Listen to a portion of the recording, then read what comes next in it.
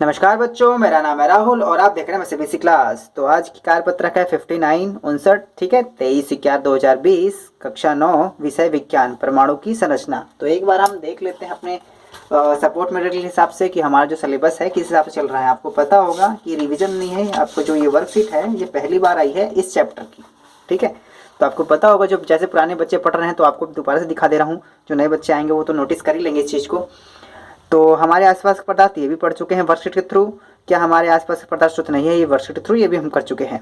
परमाणु एवं अणु ये हम कर ही चुके हैं। अगर ध्यान से देखोगे जो वर्कशीट आपकी 13 है परमाणु एवं अणु, ये यही वर्कशीट 13 से स्टार्ट होगी थी आपकी।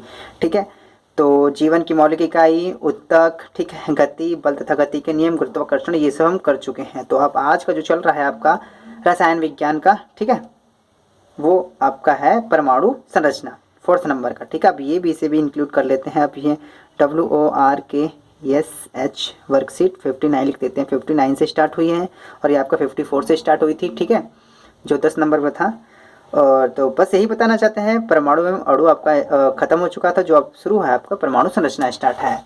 ठीक है, परमाणु संरचना। तो इसे पढ़ने से पहले आपको हम एक बार पीछे वाला थोड़ा सा रिवीजन कर लेते, ताकि मैं आपको चाहता हूँ कि वर्कशीट के साथ साथ आपका सिलेबस भी जो है आपका रिवीजन भी हो जाए साथ ही साथ। तो परमाणु संरचना पढ़ने से पहले परमाणु अणु के बारे में पढ़ लेते हैं। अब आपको नहीं पता तो आप ये भी जाके देख सकते हैं, इसमें भी मैंने काफ़ी अच्छी तरह से बताया था। वर्कशीट 13 आप डिस्क्रिप्शन में लिंक आपको मिल जाएगा आसानी से। तो यहाँ पे ये देखेंगे, सभी पदार्थ ठोस, द्रव या गैस सूक्ष्म कणों से मिलकर बने होते हैं, जिसे हम परमाणु कहते हैं। परमाणु वह सबसे छोटी इकाई है जो रसायन अभिक्रिया में भाग लेती है। रासायनिक अभिक्रिया में परमाणु अविभाज्य सूक्ष्मतम कण होते हैं, जो किसी रासायनिक अभिक्रिया में न तो बनते हैं और न ही इनका विनाश होता है। ठीक है, आपने और बच्चे तो जो पुराने वाले जानते होंगे, क्योंकि टेलीग्राम पे इसका हम रिवीजन भी करा रहे हैं ऑप्शन के थ्रू। ठीक है, जो बच्चे टेलीग्राम ज्वाइन करें कर लीजिए, वहाँ पे रिवीजन चल रहा है काफ़ी अच्छे तरीके से। तो आज इसी वर्कशीट में हम यही करने वाले हैं। ठीक है, कि सभी चीज़ तो परमाणु से मिलकर बनी होती है, आखिर परमाणु किस चीज़ से बना होता है, तो यही है जिज्ञासा दीदी। हम जानते हैं कि सभी पदार्थ परमाणु से बनकर बने होते हैं, तो ये परमाणु किससे बने होते हैं अभी हमने देखा ना, इसी वाले में यही चीज़ हमको इसमें इंक्लूड करनी है। ज्ञान, परमाणु पदार्थ के निर्माण खंड होते हैं। यह पदार्थ की सबसे छोटी इकाई है। जैसे आपको पता है कि सबसे छोटी इकाई इसे ही कहा जाता है परमाणु को, जो 3 अपरमाणु कणों से बना होता है। ये खुद 3 चीज़ों से मिलकर बना होता है, प्रोटॉन, न्यूट्रॉन और इलेक्ट्रॉन।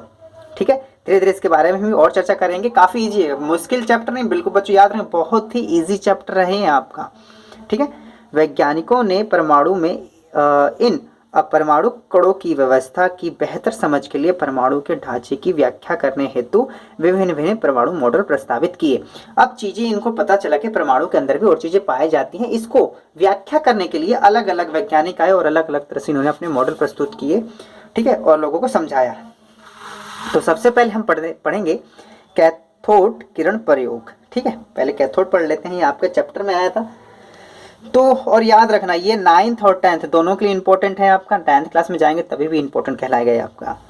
जे टॉमसन ने कैथोड किरण प्रयोग कर इलेक्ट्रॉन का पता लगाया। ठीक है, आपको मुश्किल नहीं होगी, लास्ट में ट्रिक बताऊंगा, ये सारी चीज़ें याद हो जाएंगी आपको। ठीक है, क्वेश्चन आंसर के थ्रू मैं ट्रिक बताऊंगा। जे टॉमसन ने कैथोड किरण प्रयोग द्वारा इलेक्ट्रॉन का पता लगाया। इलेक्ट्रॉन की खोज जे टॉमसन ने की थी, इस प्रकार से याद करिएगा।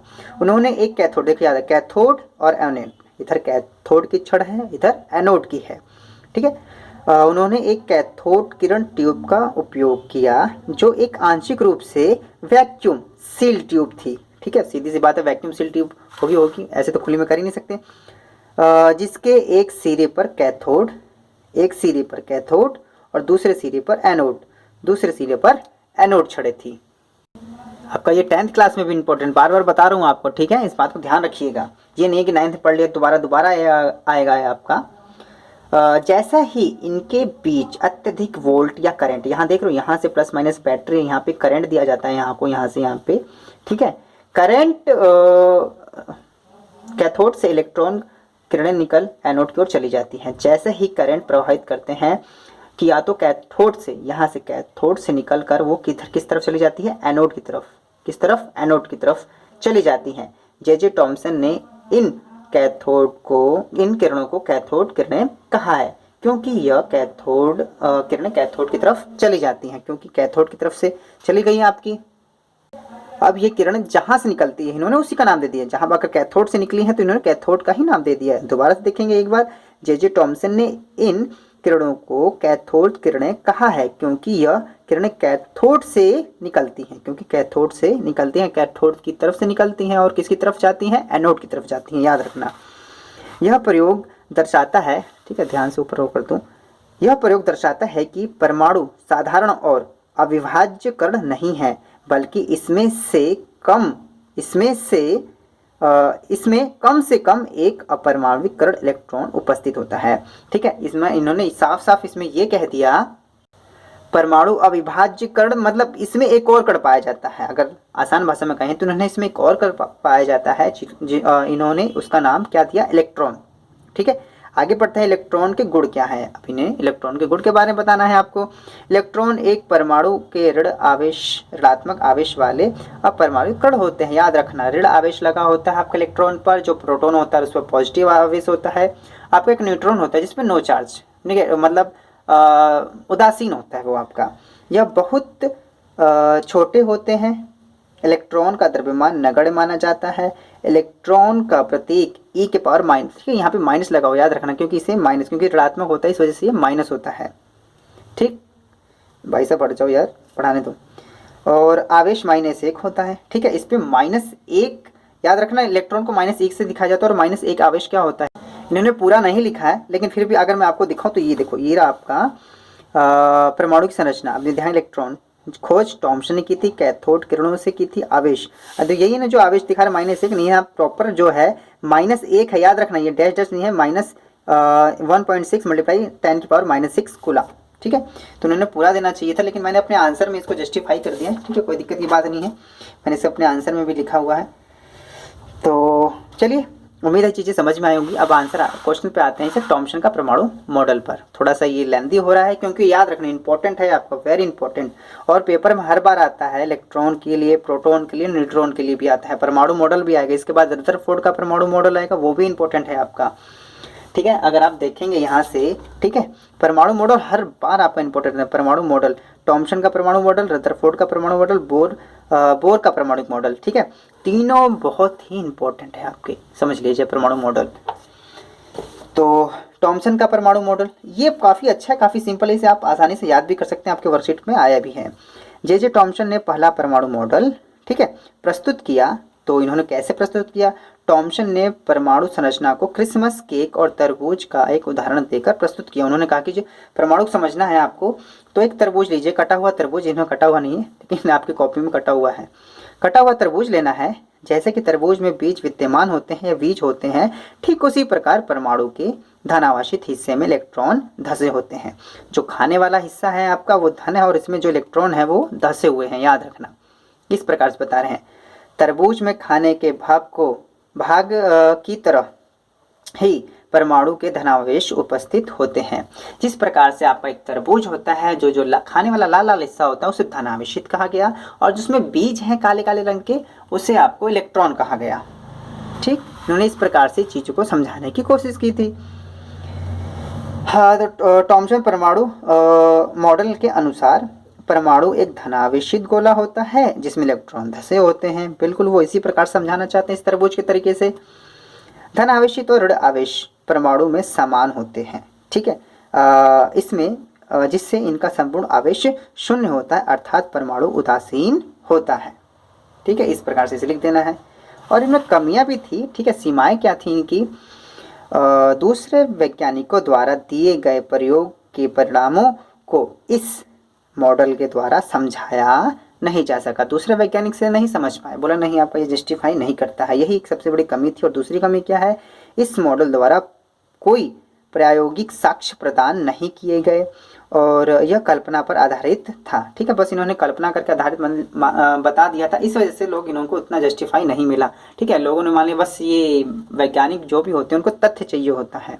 ठीक है, इन्होंने तथ्य प्रस्तुत नहीं कर पाए, जिस वजह से इनकी थ्योरी को कल्पनात्मक मान लिया गया और उतना तवज्जो नहीं दिया गया। बस इनको ये इसलिए पढ़ा जाता है क्योंकि इन्होंने समझाने का काफ़ी अच्छा प्रयास किया था। ठीक है, लेकिन इसमें विफल रहे ये। आगे करते हैं, लेकिन फिर भी इन्होंने इलेक्ट्रॉन की खोज की थी। ठीक है, बहुत ही इंपॉर्टेंट है। ठीक है, अगर यहाँ पे ध्यान दें, इलेक्ट्रॉन की खोज इन्हीं के द्वारा की गई है, हल्के मत लेना इन्हें। इलेक्ट्रॉन की जो खोज है टॉमसन द्वारा। ठीक है, पूरा नाम जे टॉमसन है इनका। और अच्छी बात है, इसके बाद हम रदरफोर्ड के बारे में पढ़ेंगे। काफ़ी मुझे रदरफोर्ड का पढ़ने में काफ़ी मज़ा आता है। ठीक है, इसके बाद देखना आपको काफ़ी अच्छे तरीके से जो आगे वर्कशीट है, काफ़ी मज़ा आएगा उसमें पढ़ने में। तो ये आपका परमाणु पर कौन सा आवेश होता है। ठीक है, एक इलेक्ट्रॉन पे। ठीक है, एक नंबर आसानी से लिख सकते हैं, लेकिन थोड़ा देखो बच्चों, मैंने एक्सपेंड करके लिखा है ताकि आप लिखो, आप खुद को अगर एक नंबर दे पाओ। ठीक है, आप एक नंबर पे आवेश नहीं होता है, जीरो होता है, बस बात खत्म। अरे पता, आप साइंस पढ़ रहे हैं तो उसके पीछे आपको एक रीज़न भी बताना होता है, याद रखना। साइंस में के उत्तर को अगर आप रीज़न लिख के आप एक रीज़न बताते हैं उसके नीचे, तो आपको आंसर बिल्कुल सही और पूरे मार्क्स मिलते हैं उस बात की। परमाणु नाभिक से मिलकर बना होता है और नाभिक में इलेक्ट्रॉन, प्रोटॉन और न्यूट्रॉन उपस्थित होते हैं। इलेक्ट्रॉन पर जितना ऋण आवेश होता है, प्रोटॉन पर उतना ही धन आवेश होता है। ठीक है, इसलिए परमाणु पर कोई आवेश नहीं होता, अर्थात उदासीन होता है। बच्चों थोड़ा सा बड़ा नहीं है, आपको याद रखना। अगर आप बस 2 शब्द में लिखेंगे तो 1 नंबर कौन, 2 नंबर कौन देगा यार, आप ही बताइए। तो ठीक है, आपको थोड़ा सा बड़ा नहीं है, आप इस प्रकार से लिखेंगे तो आपको याद भी हो जाएगा। परमाणु पर कोई आवेश नहीं होता या तो उदासीन होता। क्यों? क्योंकि इलेक्ट्रॉन और प्रोटॉन होते हैं, उसमें इलेक्ट्रॉन और प्रोटॉन की संख्या बराबर होती है, इस वजह से परमाणु पर कोई आवेश नहीं होता। बहुत अच्छा। चलिए, इलेक्ट्रॉन की खोज किसने की थी, एक इलेक्ट्रॉन की विशेषताएं भी लिखी। आप सीधी सी बात इतनी देर से पढ़ते हुए आ रहे हैं, इलेक्ट्रॉन की खोज किसने की थी। ठीक है, देखो ये रहा, जे टॉमसन ने इलेक्ट्रॉन की खोज की थी। ठीक है, बाकी चीज़ें अगर मैं बताऊं तो इसको कैसे याद करना है, ये देखो मैंने ये चीज़ें लिखी, पहले से लिख ली हैं। ठीक है, हमारे भैया ने हमें इस प्रकार से याद कराया था, स्कूल वाले सर जी का तो याद नहीं है। ठीक है, तो काफ़ी अच्छा, एक ही बार में याद हो जाएगा। कैसे याद रखना है, ईटा पर नाचे, ई से इलेक्ट्रॉन, ट से टॉमसन। ठीक है, प से प्रोटॉन, र से रदरफोर्ड, न से न्यूट्रॉन, च से चैडविक। ठीक है, ईटा, ई से इलेक्ट्रॉन, ट से टॉमसन। इलेक्ट्रॉन की खोज टॉमसन ने की। ठीक है, प्रोटॉन की खोज र से रदरफोर्ड ने की, अभी आगे आएगा आपका। और न से न्यूट्रॉन की खोज चैडविक ने की। ठीक है, काफ़ी मुश्किल नहीं है, काफ़ी सिंपल ट्रिक है, आप आसानी से याद कर सकते हैं इसे। आपको बीच बीच में मैं बताता रहूँगा, जब टॉमसन रदरफोर्ड सारे करके आएंगे, जो आपको मिक्स होने लगेगा, मैं दोबारा ये चीज़ें समझाऊंगा। तो इसमें क्या है, इलेक्ट्रॉन एक निश्चित मात्रा में ऊर्जा रखता है। और इसमें दूसरी बात ये बतानी थी, इलेक्ट्रॉन की विशेषताएं लिखी है। ठीक है, इलेक्ट्रॉन की विशेषता, वो चारों तरफ चक्कर लगाता रहता है, किसका, केंद्र का। तो इलेक्ट्रॉन एक निश्चित मात्रा में ऊर्जा रखता है, इस ऊर्जा के साथ इलेक्ट्रॉन नाभिक में नहीं गिरता, नाभिक में नहीं गिरता, यही आगे बताई जाएगी, तथा केंद्र के चारों ओर चक्कर लगाता रहता है। तो रदरफोर्ड जो इसके बाद जो वैज्ञानिक है ना, उन्होंने आगे पढ़ेंगे तो मैं बता दूंगा। तो नाभिक में नहीं गिरता, इसी वजह से इलेक्ट्रॉन पर जो आवेश होता है 1 माइनस 1.6 मल्टीप्लाई 10⁻⁻19 कुलाम। सी से यहाँ पे कुलाम होगा, याद रखना बच्चों। थोड़ा सा नहीं, थोड़ा सा बड़ा रखिए और जस्टिफाई करके आंसर लिखिए, ताकि साइंस का आंसर आप खुद अपने आप को 1 नंबर दे पाएँ। क्वेश्चन नंबर 3, एक उचित आरेख की मदद से टॉमसन ने परमाणु मॉडल के बारे में संक्षेप में व्याख्या कीजिए। टॉमसन का आपको जे टॉमसन जो अभी हमने पढ़ा है। ठीक है, परमाणु मॉडल बनाना है और उसको कुछ संक्षेप में व्याख्या करनी है। ठीक है, तो उत्तर नंबर 3 इस प्रकार से आपको बना देना है। ठीक है, इस प्रकार से आपको बना देना है। और माइनस माइनस माइनस, यहाँ पे धनात्मक गोला और यहाँ पे ऋणात्मक गोला।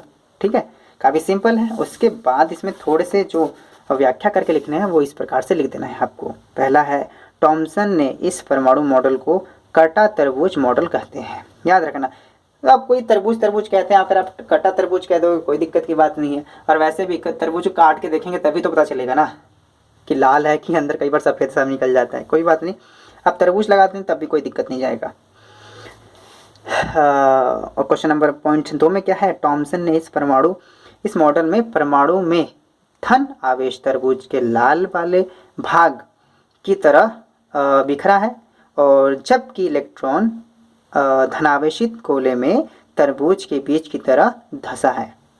ठीक है, ये अगर अपनी भाषा में लिख सकते हैं तो जो तरबूज का लाल हिस्सा है उसे धनात्मक हिस्सा बताया गया, जो उसमें काले काले बीज हैं उसे ऋणात्मक या इलेक्ट्रॉन धंसे हुए बताए गए।